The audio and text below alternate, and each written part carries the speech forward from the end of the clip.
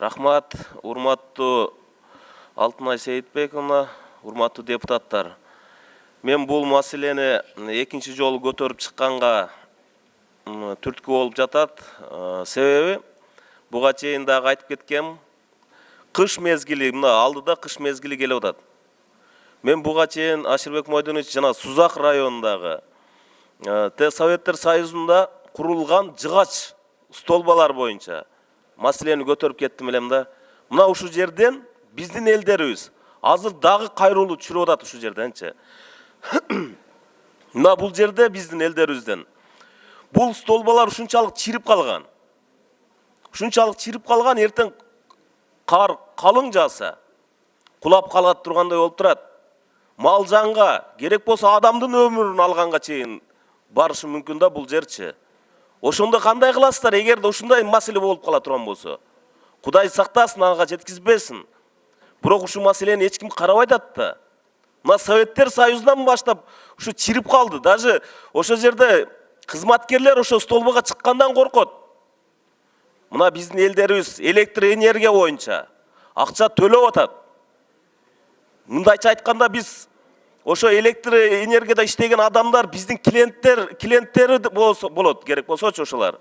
Акча төлөп аткан, акча түшүп аткан жерди эмне үчүн алмаштырбайсыздар? Ошо мен айтып аткан жерлер мына Кыз-Көл айыл өкмөтүндө, Карамат, Актоок, ошо эле Кызыл Туу айыл өкмөттөрүндө элдер өздөрү жыгач менен тартып алышкан жанагы светтерчи.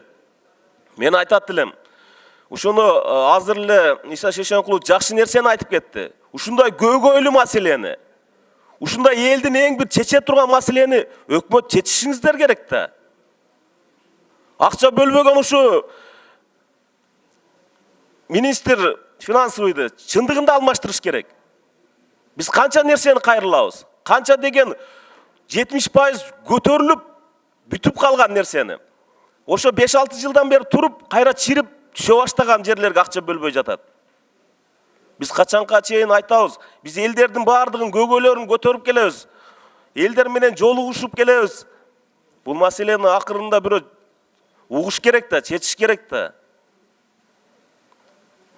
Мына тоолуу жерлерде жакында ошо эле Кыз-Көл айыл өкмөтү боюнча айтып кетсем, Карабулак деген айыл бар. Шаардан 2,5 километр алыстыкта эртең кар эң бир көп жаганда жолу тазаланбай калат. Адам деген ысык жан, ооруйт, карысы бар, жашы бар. Бул маселени жакшы карап бериңиздер. Биздин элдерибиз үчүн кызматты кылалы өкмөт.